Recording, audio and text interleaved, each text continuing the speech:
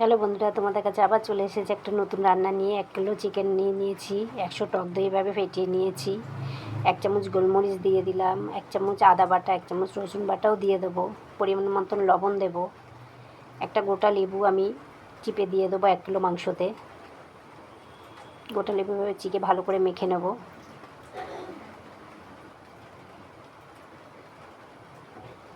লেবুটা আমি ভালো করে চিপে 1 ঘন্টার জন্য চিকেনটাকে আমি ম্যারিনেট করে রেখে দিতে হবে 1 ঘন্টার জন্য।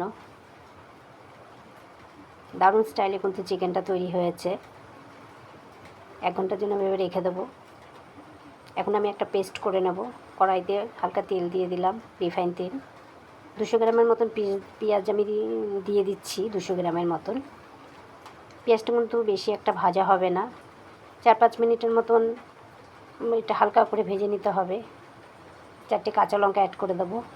আপনারা চাইলে কিন্তু এখানে আরেকটু লঙ্কা অ্যাড করতে পারেন যদি ঝাল বেশি পছন্দ করেন। 10-12টার মতন কাজু বাদামও দিয়ে দিচ্ছি। দিয়ে এভাবে একটু হালকা করে 5 মিনিটের মতো নেড়ে চেড়ে 1 কাপের মতন আমি জল অ্যাড করে দেবো। অ্যাড করে এটাকে আমি ঢেকে একটুখানি ভাপিয়ে নেব, এভাবে যখন এরকম ভাপানো হয়ে যাবে আমি ঠান্ডা করে নিয়ে কিন্তু মিক্সিতে এটা করে নিতে হবে। ঠান্ডা করে আমি এটা করে নেব।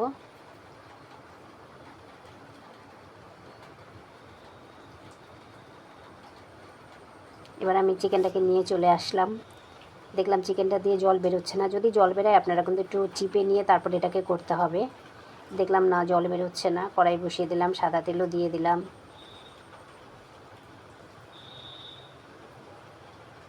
এরকম 2-4টে করে চিকেন দিয়ে আমি ভালো করে ভেজে নেব। ব্রাউন কালার যখন হবে চিকেনগুলো আস্তে করে হালকা করে কিন্তু নেড়ে নেড়ে চিকেনটা করতে হবে। ভাজার মধ্যেই কিন্তু চিকেনটা অর্ধেক হয়ে যাবে। ব্রাউন কালার করে করে কিন্তু চিকেনটাকে এইভাবে ভেজে তুলে নিতে হবে। খুব কম টাইমের মধ্যে চিকেনটা কিন্তু তৈরি হয়েছে। একবার করে খেয়ে দেখে আমাকে একটু কমেন্ট করে জানাবেন কেমন হয়েছে। এভাবে তুলে প্রত্যেকটা চিকেন এভাবে আমি ভেজে ভেজে তুলে নেব। খুব কম টাইম লাগছে, খুব কম মশলার মধ্যে চিকেনটা তৈরি হচ্ছে। এটা রুটি, লুচি, ভাত যার সাথেই খাবেন তার সাথেই কিন্তু খুব টেস্টি কিন্তু খেতে। এই তেলটা দিয়েই কিন্তু আমি করে নেব। এই তেলটা কিন্তু এই রিফাইন তেলটা দিয়ে আমি করে নেব। এভাবে ভেজে তুলে নিলাম। কড়াইও বসিয়ে দিলাম। আমরা যে কোনো কড়াইতে কিন্তু করতে পারবেন, কোনো অসুবিধা নেই। 4টে গোলমরিচ দিয়ে দিলাম, 4টে দারচিনি, 4টে লবঙ্গ, 4টে এলাচ দিয়ে আমি ভালো করে এটাকে একটু নেড়ে নেব। 1 চামচ আদা বাটা, 1 চামচ রসুন বাটা দিয়ে দিচ্ছি। দিয়ে কাঁচা গন্ধটা যখন কেটে যাবে একটু হালকা করে নেড়ে নেব। নিয়ে একটু কাঁচা গন্ধটা কেটে গেলে পেস্টটা কিন্তু দিয়ে দেবো আমি। একটু নেড়ে নিলাম আমি 2-3 সেকেন্ডের মতন আমি এটাকে নেড়ে নিয়ে পেস্টটা আমি দিয়ে দিলাম। পেঁয়াজ, কাজু বাদাম, কাঁচা লঙ্কার পেস্টটা আমি করে রেখেছিলাম দিয়ে দিলাম। দিয়ে একটু নেড়ে নেব।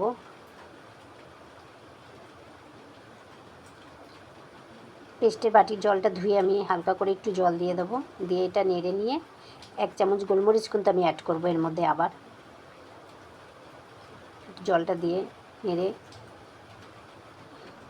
এভাবে আস্তে আস্তে আস্তে আস্তে হালকা করে, এটা কিন্তু বেশি কষাতে লাগবে না বা বেশি ভাজতে লাগবে না। পরিমাণ মতো লবণ দিয়ে দিলাম। লবণের পরিমাণ কিন্তু আপনারা একটু দেখে দেবেন, যেহেতু চিকেনে লবণটা মাখানো আছে।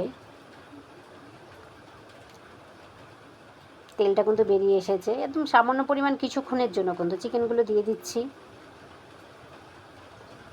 চিকেনগুলো দিয়ে একটু নেড়ে চেড়ে ভালোভাবে রেখে নেড়ে চেড়ে আবার কাঁচা লঙ্কা 4টে অ্যাড করে দিচ্ছি। কাঁচা লঙ্কার কিন্তু গন্ধটা আলাদাই আসে। আবার 1 চামচ গোলমরিচ আমি অ্যাড করছি। কাঁচা লঙ্কার যদি মনে করেন আর কটা কিন্তু দিতে পারেন আপনারা, ঝাল যদি পছন্দ করেন। 1 চামচ গোলমরিচও আমি দিয়ে দিচ্ছি। 1 চামচ আমি গরম মশলাও দিয়ে দিলাম।